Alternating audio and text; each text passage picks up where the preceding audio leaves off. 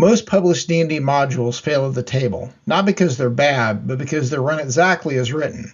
Let's talk about how to prep and run them in a way that works for your gaming table. Today on D&D PowerPoints, Episode 1, How to Make D&D Modules Actually Fun.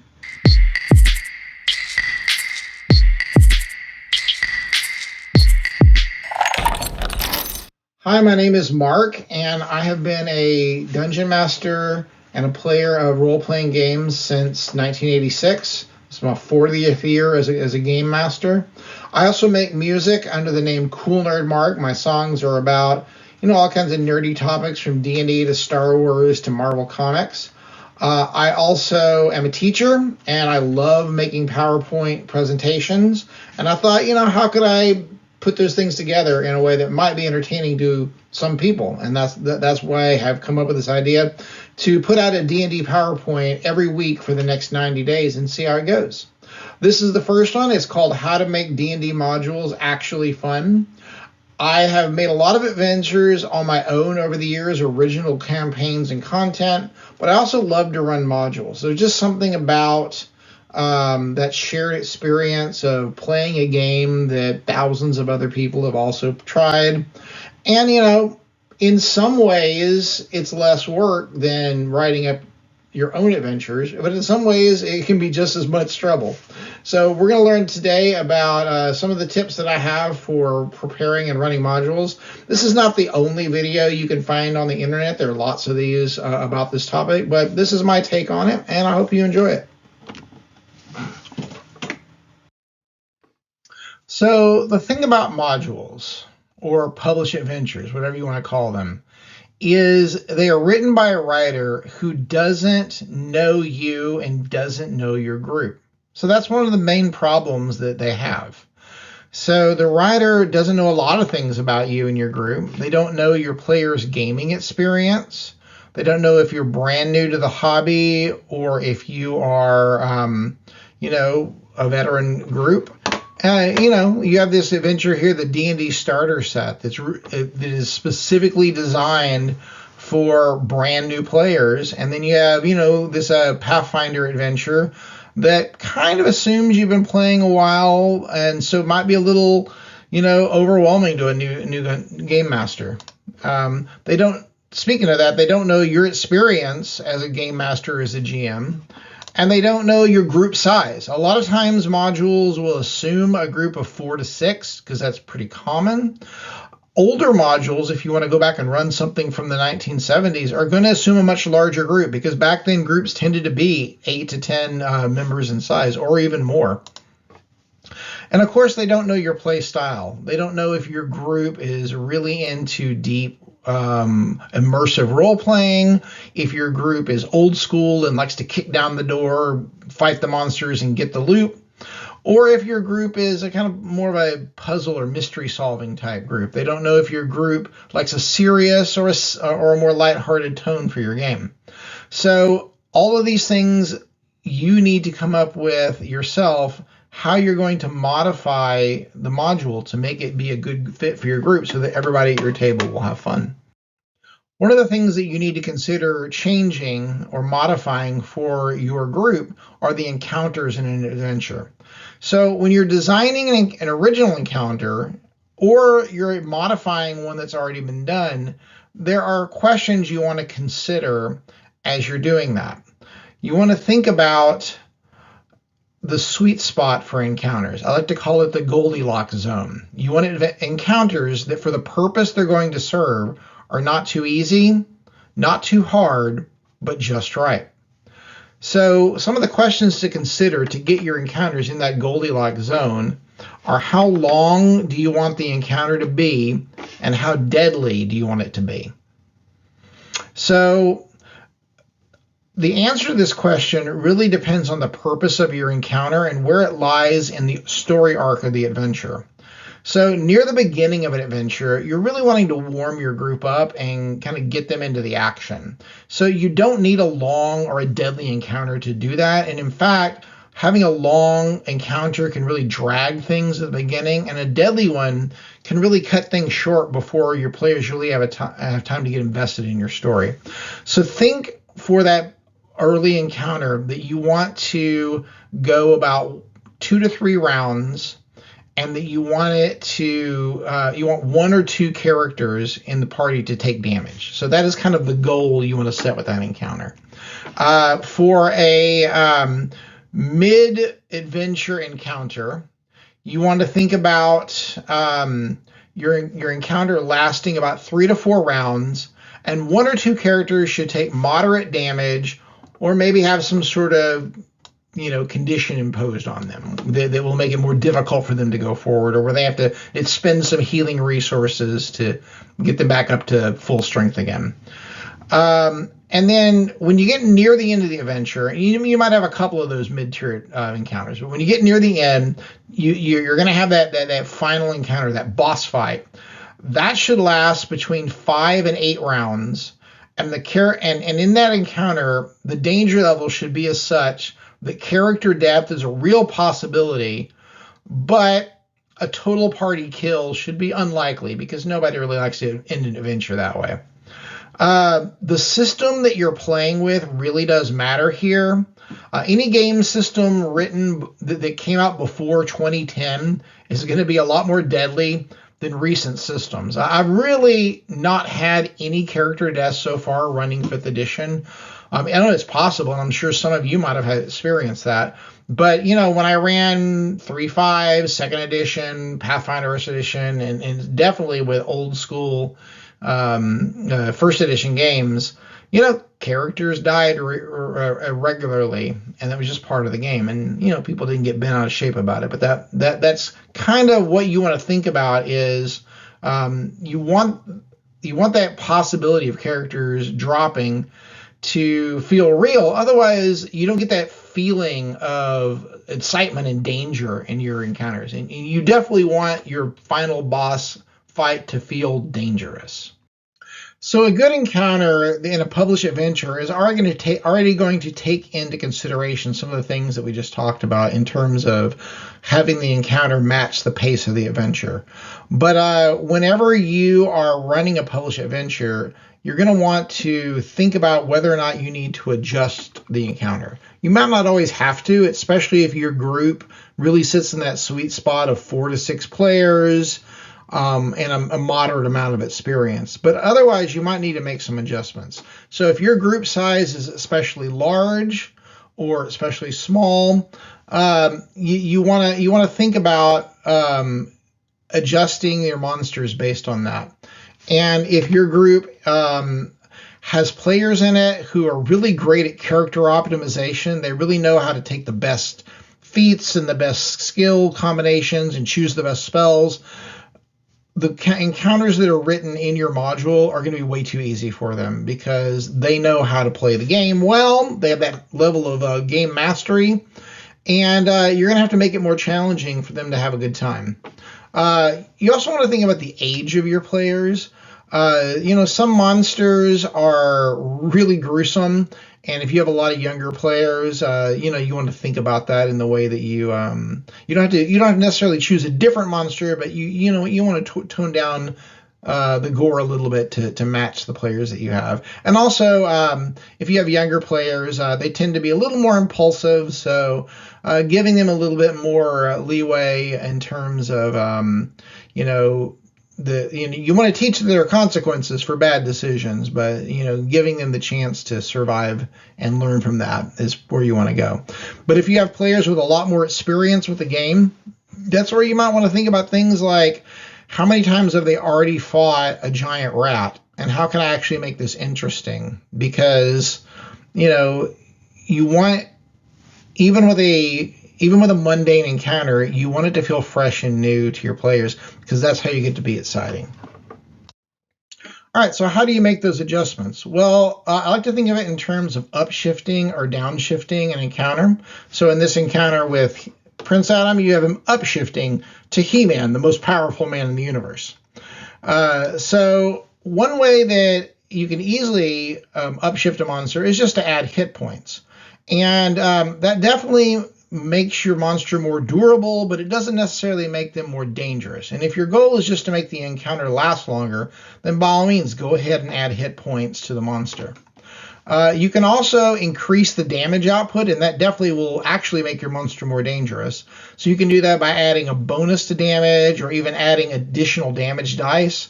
I also think it's interesting sometimes, too, to add an extra damage type.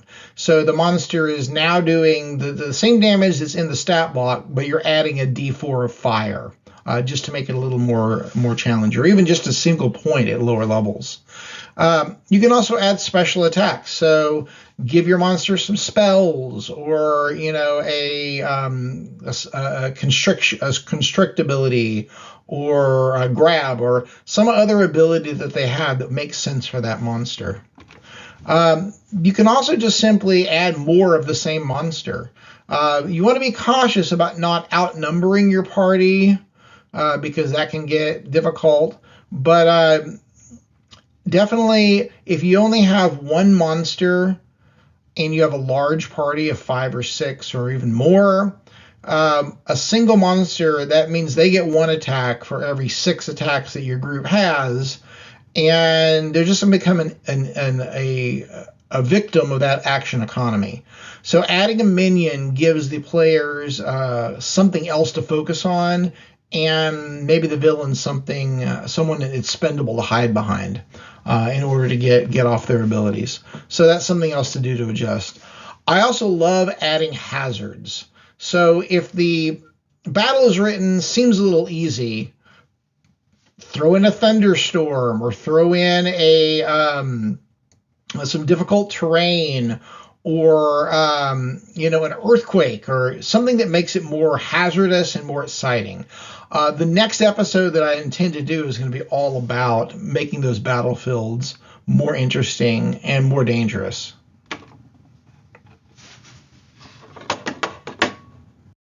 So I run a Reign of Winter campaign. If you're not familiar with that, it's from Pathfinder First Edition. It came out around 2013. And it's a great campaign where you do all kinds of weird things with different settings, and brings in a lot of Russian folklore. And it begins with the characters exploring a pocket of winter in a southern summery region. And I have a group of very experienced players. Sitting at my table with just 3 players, I've got over 80 years of gaming experience. If you combine all the years they've been playing. So I knew that this first encounter with 2 zombies that pop out of a carriage would be not only too easy, but kind of boring, because, they've fought a lot of zombies before. So I thought about how could I upshift this and make it, a lot more exciting. So I decided that I wanted to, first of all, increase the number of zombies to 4, but I had them attack in waves of 2. So instead of there only being one, abandoned carriage for a zombie to pop out of, they were popping out of, all these different carriages in this wrecked caravan. And then I made them fast zombies, which is a variant type of zombie in Pathfinder. So they're not staggered and only moving very slowly, but they're kind of like, your 28 days zombie that moves fast and attacks quickly, or Resident Evil. I also added 1 point of cold damage. That doesn't sound like a lot, but at first level, not only does that really up the game a little bit in terms of, whenever your character only has 8 hit points, a monster doing an extra 1 point of damage each round is tough. It also was great because we had one character who was a tiefling, so he could shrug off that cold damage. So that kind of rewarded that player choice there. And it really matched the theme of they were in a cold, snowy environment, and these zombies were frozen and did cold damage. So it made it where it was different than other zombie encounters. So that's an example of how to upshift an encounter. I also forgot, the characters had to save once they were touched by the zombie or have the shaken or condition, which in Pathfinder gives you a -1 to hit and damage, because you're not out and out panic, but you're a little scared. And that kind of I kind of threw that in because it kind of mirrored the chill touch spell and how that works. And not only that, but there was already wind and snow, so having the wind made it difficult to fire arrows, and then the snow was difficult terrain and made movement a little more difficult, but didn't really slow the zombies down, and that's the key there. So there are some cases where you're going to want to downshift a stat block. Maybe you have a small group. Maybe you're playing with brand new players or younger players, and you're afraid when you look at the stat block that this is going to be a total party kill. So how do you actually make it survivable and a little bit easier? Well, first of all, if you have a large number of enemies, you have an encounter with 10 giant rats, you can reduce the number of enemies, or you can change the monster type. So let's say your first level encounter is with a giant crocodile, you can make it a regular crocodile. You can decrease the damage dice. So the bite attack that dire wolf is doing, is a D8. You just drop it to a D6. You can remove or change special attacks, and this one can be really important. So if you're thinking about something like a carrion crawler where they have a paralysis ability, just toning that down a little bit to where it only paralyzes them for one round and then they get back up, something like that. Or just removing an ability that, you think is going to be a little too hard on the players at where they're at, and it'll be more survivable if they don't have that. You can also not change the monster at all, but add resources to the environment. So let's say your players are going up against a cockatrice that can turn them into stone, and so you place a scroll of stone to flesh in one of the previous rooms. This is a classic thing that you see in some video games like the old Baldur's Gate, where they would place that resource there. And you see this in a lot of published adventures. But if it's not there, you could throw your characters a bone there. You can also add potential allies. This is especially effective if you have a smaller group.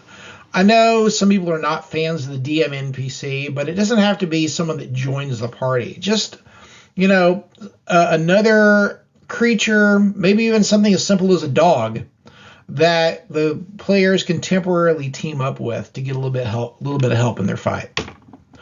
What I don't recommend you do is lower the hit points of the monster, unless what you're trying to do is make the encounter end faster. And what I would do instead is keep the hit points the way they are. And if things seem to be going badly and you start heading towards that TPK, well, maybe that hit against the monster that left the monster at 5 hit points instead took him to 0. Your players don't have the stat block in front of them. They don't know how many hit points the monster has. So the monster dies when you're ready for it to die. And that goes both for upshifting and downshifting. So keep that in mind. I had to downshift for an adventure that I did when I was running the starter set. I was running the starter set as what I like to call a duet game, which means one player and one dungeon master. I don't know how many of you have done that before, but that was the way I actually started out playing D&D with my brother back in the 80s. But I get together with my kid once a month and we do a solo game, and I was running the starter set, so I wanted to downshift it. So that first encounter in the starter set, and I'm gonna warn you, there are some spoilers in here, was 4 goblins versus 1 first level player character, which was kind of brutal. So the way I downshifted it is I had one of the goblins act as a scout. So at the very beginning of the counter, the player character only had to fight 1 goblin. 1 goblin, 1 player. That's actually a fairly easy fight. But there were 3 goblins that were kind of hanging back at range. And both sides, the archers and the player characters, had access to cover because I gave the player a wagon to start with that was lent by the employer, and there was a driver for the wagon. So when the battle started, the driver jumped inside the wagon, and the player actually ducked underneath the cart. They were playing a warlock that had Eldritch Blast. And also, I like to sometimes start out players with a smaller party with a magic item, something like a potion of healing. And so the player was able to hide under the cart, get some cover, and shoot Eldritch Blast rays every round until, the battle was over and one of the goblins that was left alive went fleeing. And then you have a cart, so it was kind of fun, chasing down the goblin with a cart, and then finally getting it to talk about why they were attacking in the first place. And then also at the end of that encounter, there was a sidekick that I wanted to introduce because I use those sometimes in duet games, and the Essentials Kit and also Tasha's Cauldron of Everything, two different books in the 2014 version of 5th edition, had these rules for sidekicks, which are a great way to beef up a smaller party or in a duet game. So I had a sidekick that the goblins had captured and was tied up nearby. And at the end of this encounter, I had the opportunity for the player character to rescue that sidekick, and then that was a great way to introduce them to the group. So there are some great tools that are out there that I use when I'm trying to balance encounters. There are definitely a number of different online encounter calculators. I'm not going to list any here because I don't know what game system you play, but if you look up, for example, 5th edition encounter calculator or Pathfinder encounter calculator or Daggerheart encounter calculator, whatever game you're playing, you can put in the information on your party and the monsters that are in the module that you're running, and it'll tell you if the encounter is too easy, it's balanced, too hard, deadly, kind of give you, and then you can adjust the numbers of monsters or make adjustments like we've talked about with upshifting or downshifting to make the encounter be a good fit. And when I use those, I don't always try and make the encounter a medium challenge. Some encounters I want to be easy if they're early in the adventure, and some of them I want to be hard. So that kind of gives me a way to kind of check myself and judge what I need to do to make this encounter fit that challenge level.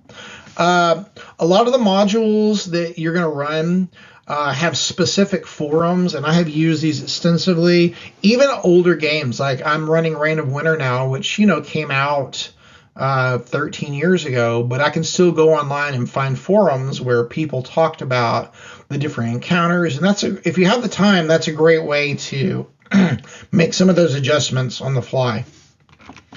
And nowadays a lot of GMs will use AI as a resource.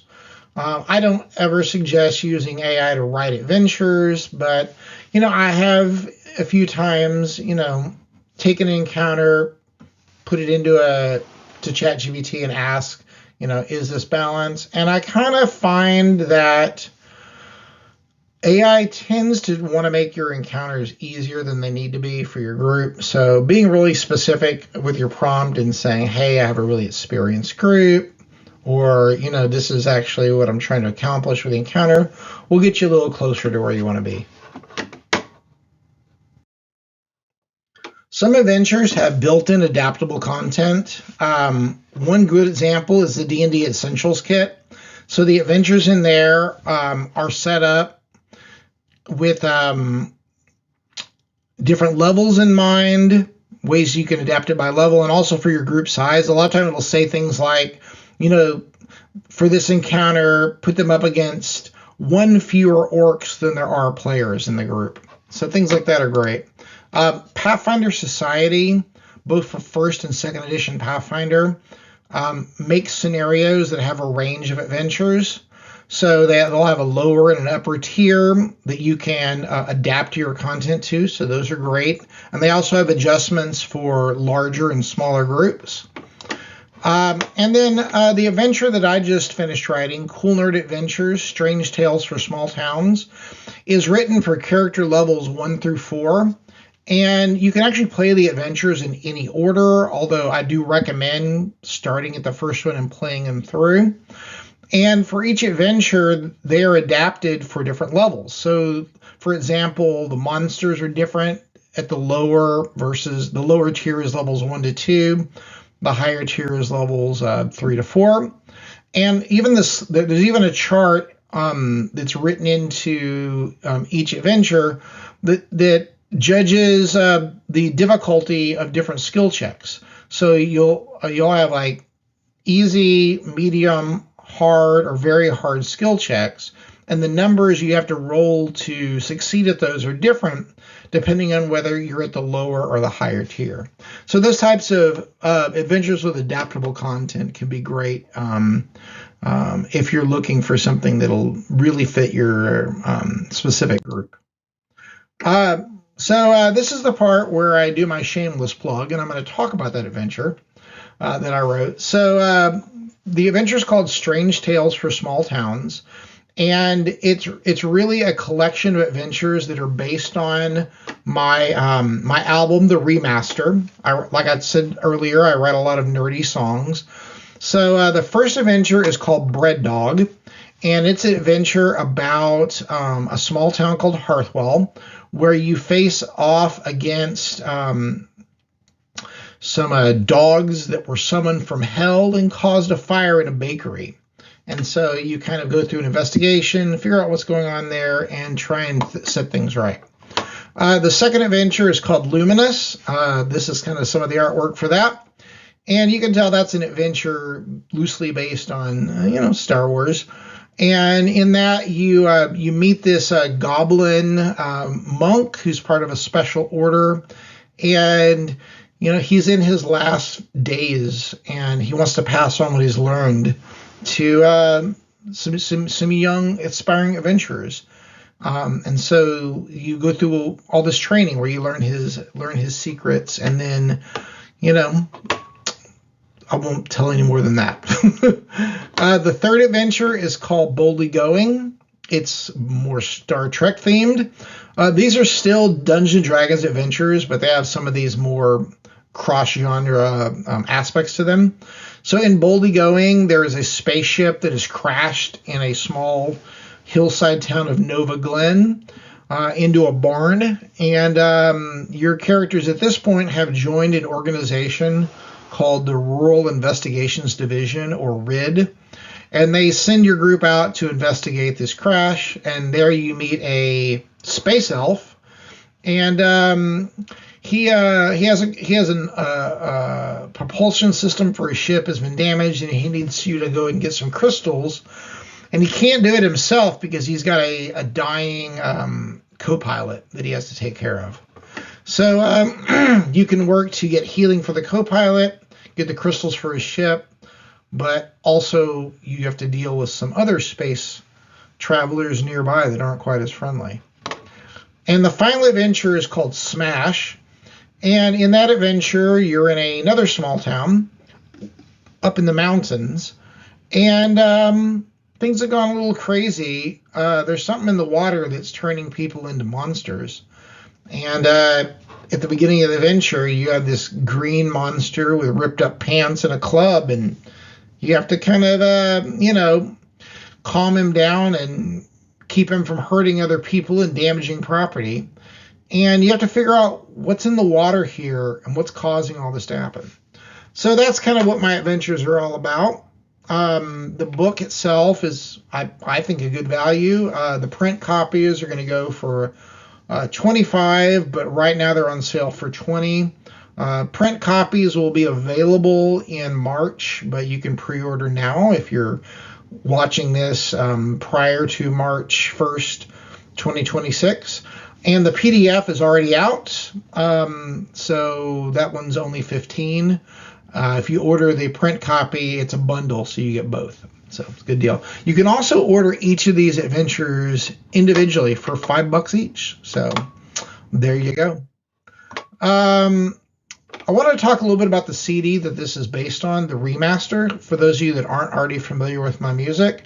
If you already know my music, you can skip through past this section. So I'm not going to talk about all of these songs, but I want to highlight a few that I didn't talk about earlier. So this song right here, Down the Well, is actually based on Forgotten Realms. The city of Waterdeep has a bar called the Yawning Portal. And, adventurers get lowered down in the well to go and fight monsters. And I really had an awesome experience this summer getting to meet Jeff Grubb, who was one of the original writers for Forgotten Realms. He kind of helped Ed Greenwood to get the whole thing to go from being just magazine articles into a published form. And, he said he liked my music, what he heard when I performed live. So I gave him a copy of this. And he, in return, signed my Manual of the Plains. So, hey, good barter there. Probably the most popular song on this album is Bread Dog, which that first adventure is based on. And it's all about a dog that I discovered was hanging out in my yard and eating bread that I was throwing out that I thought I was giving to feeding to birds. But, it was this dog instead of that. And one thing about this CD is all these songs are available on Spotify. At least the first 10 are, but not in this format. These are all remastered copies of the originals. When I first started recording in 2021, I really didn't know what I was doing. So these are all remastered versions. So these versions are only available through Bandcamp, which is a website where you can download all kinds of cool music from other independent artists.